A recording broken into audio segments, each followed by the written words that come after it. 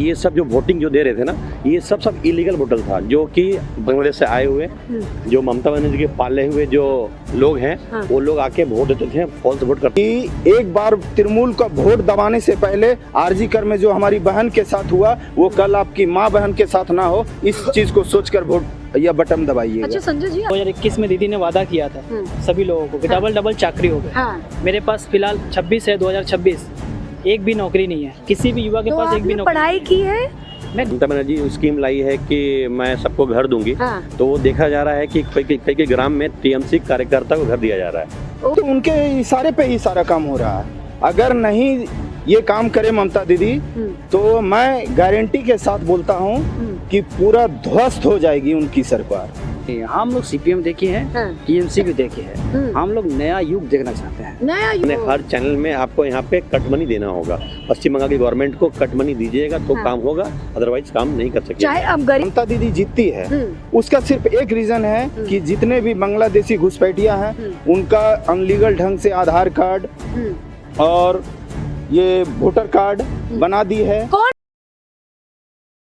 नमस्कार जनता, हमारी टीम जो है वो अब बंगाल की चुनावी यात्रा पर आ चुकी है और हम आपको दिखाएंगे कि यहाँ पर संग्राम जो चुनाव का है वो कितना ज्यादा छिड़ा हुआ है, कौन सी पार्टी कितनी मेहनत कर रही है, क्या इस बार सत्ता दोबारा टीएमसी हासिल कर पाएगी या बीजेपी जो है टीएमसी को धक्का मारकर उस सीट पर बैठने में कामयाब हो जाएगी, या क्या सीपीएम भी उस सीट पर आ सकती है। लेकिन उससे पहले मैं आपको ये बता देना चाहती हूँ कि इस बार अगर मैं यहाँ की आपको लहर की बात बताऊं तो बीजेपी का जो इम्प्रूवमेंट है, अगर मैं 2016 से बात करूं तो 3 सीट से 77 सीट तक का सफर जो है वो बीजेपी ने तय किया है 2016 से 2021 तक। वोट शेयर की अगर बात करूं तो 10% से 38% तक बीजेपी ने अपना जो यहाँ पर वोट शेयर है वो इंक्रीज किया। तो यहाँ मेरे साथ आसनसोल के लोकल व्यक्ति हैं,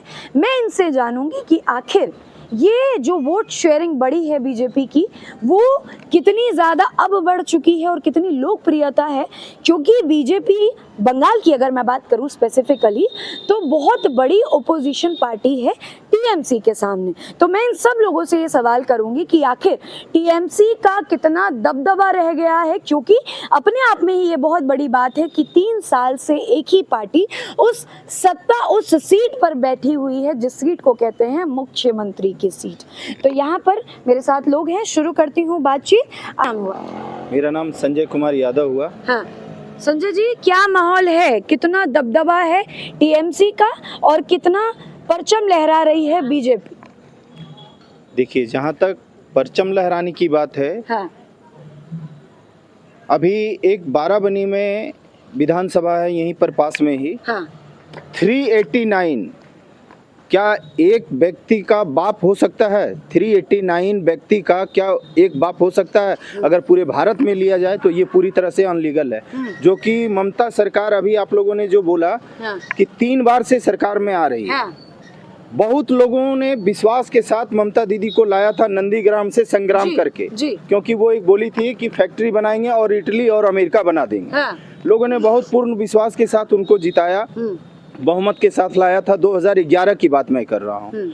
लेकिन आज नंदीग्राम में जो टाटा ने सिंगूर कारखाना खोला था और खोलने का जो सपना देखा था, बाहर अदर स्टेट से लोग आते थे हमारे बंगाल में काम करने के लिए, क्योंकि रोजगार की यहाँ पर बौछार थी। आज बंगाल की ये परिस्थिति है कि यहाँ की जनता आज दूसरे स्टेट में, अभी मैं फिलहाल बता रहा हूँ, जैसे गुजरात चले जाइए, उत्तर प्रदेश चले जाइए, सामने बिहार चले जाइए, वहाँ पर अभी देखिए अभी बाढ़ में एक कारखाना खुला है, तो वो भाजपा और जदयू का गठबंधन था। और यहाँ पे जो ममता दीदी जीतती है उसका सिर्फ एक रीजन है कि जितने भी बांग्लादेशी घुसपैठिया हैं, उनका अनलीगल ढंग से आधार कार्ड और ये वोटर कार्ड बना दी है। कौन बना रहा है ये वोटर कार्ड और आधार कार्ड? बांग्लादेशियों का कौन बना रहा है? और क्या संजय जी, ममता बनर्जी को पता है कि बांग्लादेशी या रोहिंग्या उनके राज्य में घुस रहे हैं? ये तो उनके इशारे पे ही सारा काम हो रहा है। अगर नहीं ये काम करे ममता दीदी, तो मैं गारंटी के साथ बोलता हूँ कि पूरा ध्वस्त हो जाएगी उनकी सरकार। पूरा ध्वस्त हो जाएगा। उनको एक झंडा बांधने वाला तृणमूल कार्यकर्ता नहीं दिखेगा। ये जितने भी गुंडा पाल के रखी है, हमारे बंगाल के जितने भी मूल निवासी हैं, उनको यहाँ रोजगार नहीं मिल रहा है, और जो बांग्लादेशी रोहिंग्या हैं उनको रोजगार कुछ पैसों से देकर, अभी आप लोगों ने सुना होगा आरजीकर में एक घटना हुई जो कि पूरे भारत को झिंझोर कर रख दिया। हाँ। भारत ही नहीं, पूरे विश्व में इस चीज की घटना को दिखाया गया।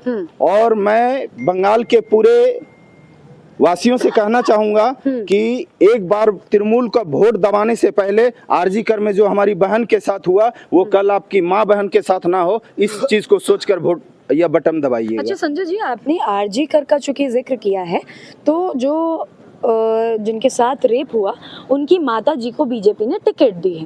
क्या लगता है आपको संजय जी, क्या ये बीजेपी की चाल है या सोची समझी साजिश है कि इमोशनल करके लोगों से वोट बटोरा जाए और टीएमसी को हराया जाए? क्या ये प्लान है बीजेपी का? जी नहीं। तो क्यों दिया? मोदी जी एक ऐसे व्यक्ति हैं जो कि अर्श से फर्श पर उठाकर को किसी को बैठा सकते हैं। अभी आप लोगों ने देखा होगा, आप एक पत्रकार हैं, क्या आप बता सकते हैं कि नितिन नवीन जो हमारे राष्ट्रीय अध्यक्ष बने, क्या उनका नाम आप बता सकते थे कि नहीं वो अध्यक्ष बनेंगे पूरे भारत का? कोई नहीं जानता है। तो अभी मैं एक आम नागरिक होने के नाते, अभी सालतोड़ा में एक चंदना बावरी है जो काम करती थी, वो बड़ी मिस्त्री होता है ना, राजमिस्त्री, हाँ। उसका काम करती थी। उनको लोगों ने फुल बहुमत के साथ वोट दिया और जीती, और दोबारा भी दिया। मोदी जी ने टिकट दिया। अभी फिर आउस ग्राम में एक महिला है जो कि दूसरों के यहाँ काम करती है, मतलब दाई का काम होता है ना, हाँ, एक हाँ, वो दाई का काम जाके आज उसको मोदी जी ने टिकट दिया है। और आज जो आरजीकर में मोदी जी ने दिया, वो पूरे भारतवासियों के लिए गर्व की बात है कि ये कोई भी पार्टी में नहीं हो सकता है। मतलब आप ये कह रहे हैं कि गरीब महिलाओं को जो है बीजेपी की टिकट देती है। भारतीय जनता पार्टी में सिर्फ काम कीजिए। मैं भारतीय जनता पार्टी को बहुत पसंद करता हूं, और आम जनता लोगों ने भी, आप लोगों ने भी देखा होगा कि 2014 में सिर्फ 2 हमारे सांसद थे, एक बाबुल सुप्रियो आसनसोल से और दार्जिलिंग से एस अहलुवालिया जी थे। लेकिन वही 2019 में बंगाल की जनता ने 18 सीट दिलाया। और अगर ये फॉल्स वोट नहीं होते बंगाल में, तो मैं गारंटी, आज SIR हुआ है, 100% बीजेपी यहाँ सरकार बनाएगी, ये मेरा दिल कहता है। और 15 साल में ममता दीदी ने अगर एक फैक्ट्री पूरे बंगाल में कहीं लगाया हो तो आप लोग बता दीजिए, मैं तो नहीं जानता हूँ। लेकिन ये पूरे तरह से एक मुख्यमंत्री के भाषा से ये बोल रही है, मैं आमी बोले दीछी, आमी आछी तोबे तुमी आछो, मतलब मैं हूँ तो आप हैं, मैं हूँ तो आप हैं ना। तो एक कम्युनिटी के बोले दिले, मतलब मैं एक कम्युनिटी, मतलब बोल रही है एक मुख्यमंत्री की ये भाषा कि आमी बोले दिले 1 मिनट सबाई के शेष करे दिवो, मैंने सभी को मार देगी। अगर ऐसा है तो सारे हिंदू और प्रशासन को वो हटा दे, प्रशासन को हटाकर काम करे।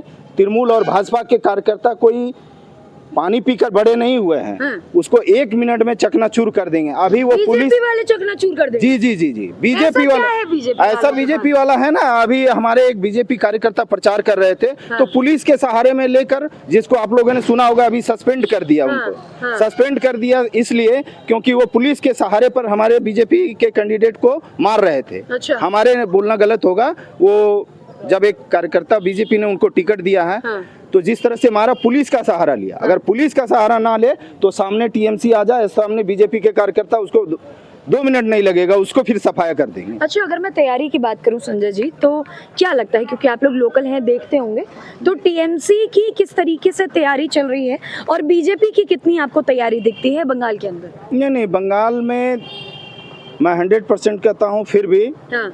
इसके पहले भी 2 सीट था बीजेपी का, हाँ। और फिर 2021 में जो है वो बढ़ जी 77 आया, हाँ। तो 77 आने का मतलब है कि इस बार भारतीय जनता पार्टी, मुझे जो लगता है, और बंगाल की जनता 100% 150 प्लस रहेगी, 150 दिला देगी। जी 100%, मुझे पूरी बंगाल की जनता पे विश्वास है, हाँ। और SIR में जो किया है वो एकदम बिल्कुल 100% सत्य किया है। क्योंकि आपका क्या नाम है? मेरा नाम सनी सिंह है, मैं आसनसोल से हूँ। ठीक है सन्नी जी, संजय जी जो है कह रहे थे, मैं गारंटी दे रहा हूँ कि 150 जो है वो आ ही रहे हैं, बीजेपी आ रही है। क्या आप उनकी बात से सहमत हैं? इसमें सहमत हूँ। एक्चुअली SIR के बाद एसआईआर के बाद 80 लाख नाम को डिडक्शन किया गया है पूरे बंगाल में। इसमें से तृणमूल कांग्रेस बोल रही है, मैं मान नहीं रही हूँ, सुप्रीम कोर्ट तक गए उन लोगों ने, लेकिन कोर्ट का जो फरमान है वो आपको मानना पड़ेगा।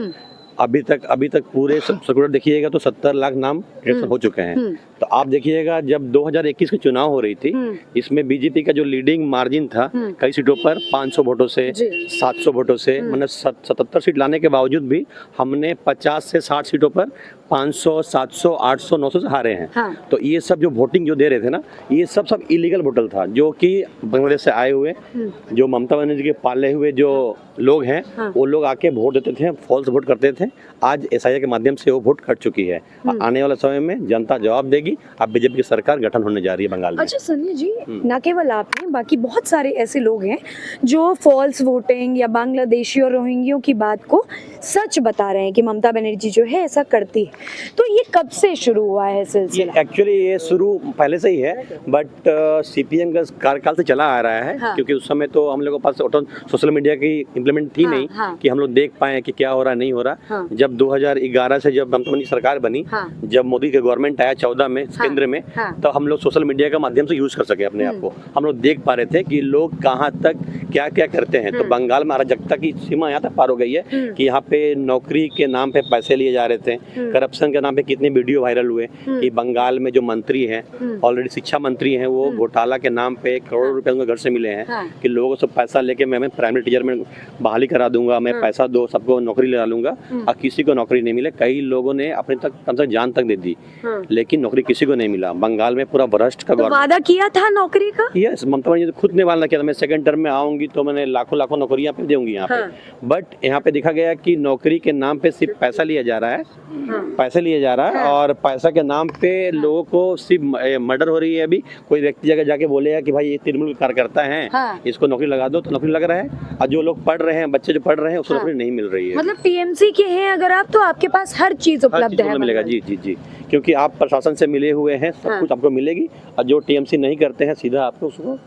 लेकिन सन्नी जी, मैनिफेस्टो आया ममता बनर्जी का, उन्होंने कई तमाम वादे किए कि हम पक्का मकान बनवाएंगे, हम हर घर में नल देंगे, हम जो है महिलाओं को जहां पहले 1200 मिलते थे 1500 देंगे, निचली कास्ट के लोगों को 1700 देंगे, और भी तमाम उन्होंने वादे किए जो पॉसिबल तौर पर सब करते हैं।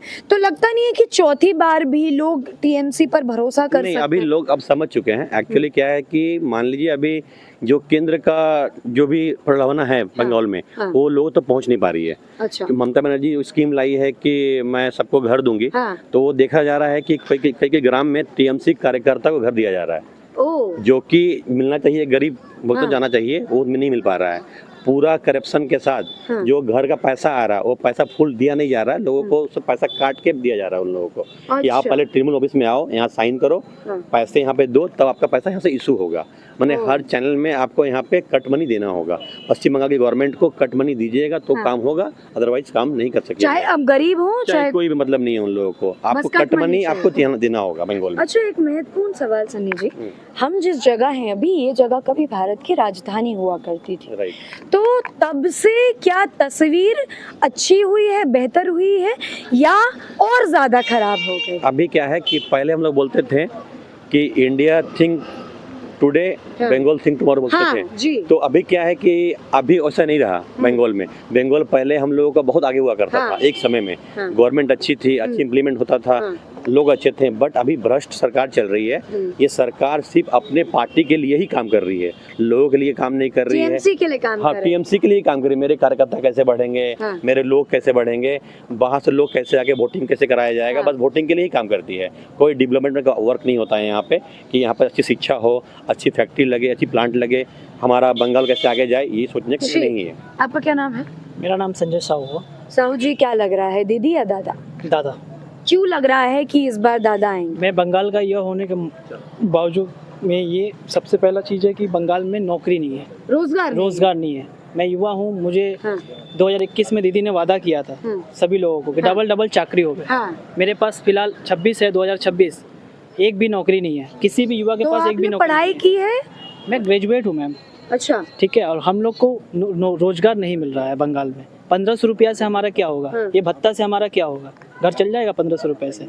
तो लग रहा है कि जिस दादा को आप देख रहे हैं वो आपको रोजगार दे पाएंगे या कोलकाता को या बंगाल को बदल पाएंगे? देखिए 34 साल हम लोगों ने सीपीएम देखा, 15 साल दीदी को भी देख लिया, रोजगार नहीं मिला, ना कल कारखाने लगे बंगाल में, उल्टा 6600 से अधिक कारखाने यहाँ से बंगाल छोड़ के जा चुकी है दूसरे स्टेट्स में। ठीक है, यहाँ पे हम बिहार की बात करें अगर, तो बिहार जब लालू से मिला था नीतीश जी को, वो बहुत गड्ढे में था बिहार, और आज के बिहार और आज के बंगाल को आप देख सकते हैं कि बिहार में कितना डेवलपमेंट है और बंगाल आज क्या हाल है। तो इस वजह से मैं एक बार जरूर बदलाव चाहूँगा, मैं भाजपा को भी देखना चाहूँगा बंगाल का युवा होने के युवा होने के नाते भाजपा को रोजगार चाहिए, मुझे भाजपा चाहिए, भाजपा चाहिए, रोजगार चाहिए। ठीक है, आपका क्या नाम है? मेरा नाम प्रदीप बावरी है। प्रदीप जी, क्या लग रहा है किसकी हवा है इस वक्त बंगाल में? इस बार तो हम जनता के हिसाब से बोलना चाहते हैं। इस बार हम लोग जो भ्रष्टाचार देखे हैं, हमको मोदी जी के नेतृत्व तो बहुत अच्छा लग रहा है कि जब नोटबंदी हुआ था 2 काम मोदी जी अच्छा किया हम मेरे ख्याल से। एक नोटबंदी, अभी जो एसआर, जो हम लोग जन्म हुए थे उस समय हम लोग एसआर नहीं देखे थे। एसआर क्या होता है, हम लोग नोटबंदी भी नहीं देखे थे। ये एसआर और नोटबंदी पूरा आँख खोल दिया है, पूरा खोल दिया है, क्योंकि वो डुप्लीकेट जो नोट आता था यही नोट पूरा इलेक्शन में यूज करता था। और एसआईआर से क्या फायदा हुआ है? एसआईआर से क्या हुआ है, जो हमारा गंदी कीड़ा था, बाहर से आया हुआ जो आदमी था दूसरी कंट्री से, वो कंट्री से आदमी हमारे देश में रह के हमारे जो इनकम है, इनकम टैक्स से हम लोग को खा पी के वही मेरे ऊपर ही, मेरे देश के ऊपर ही गद्दारी जैसा एक काम कर रहा है। तो भरोसा किस पर है, हम लोग ममता दीदी या बीजेपी या सीपीएम? नहीं, हम लोग सीपीएम देखे हैं, टीएमसी भी देखे हैं। हम लोग नया युग देखना चाहते हैं, नया युग देखना चाहते हैं। नया युग देखना चाहते हैं। हाँ, नया युग देखना चाहते हैं। किसको, टीएमसी या बीजेपी? बीजेपी को देखना चाहते हैं। बीजेपी। ठीक है, तो देखिए यहाँ जो है मेरे साथ लोकल लोग थे और मैंने वो सारी सवाल पूछे जो मुझे लगा कि ये सवाल पूछने चाहिए शुरुआती समय में। अब जैसे जैसे समय बढ़ेगा, जैसे 23 अप्रैल का दिन आएगा, पहले चरण का दिन, और जैसे जैसे दूसरे चरण का दिन आएगा, सवाल मेरे और बढ़ते रहेंगे, क्योंकि यहाँ की स्थिति जो है जैसी मैंने सोची थी वैसी मुझे लगी नहीं। और यहाँ पर मैंने लोगों से वो हकीकतें भी जानी जो मैं दूसरे राज्य में बैठकर देखती थी। आपको यहाँ के लोगों की राय कैसी लगी, आपको ये वीडियो कैसी लगी, आप हमें ज़रूर कमेंट सेक्शन में बता सकते हैं। बहुत शुक्रिया।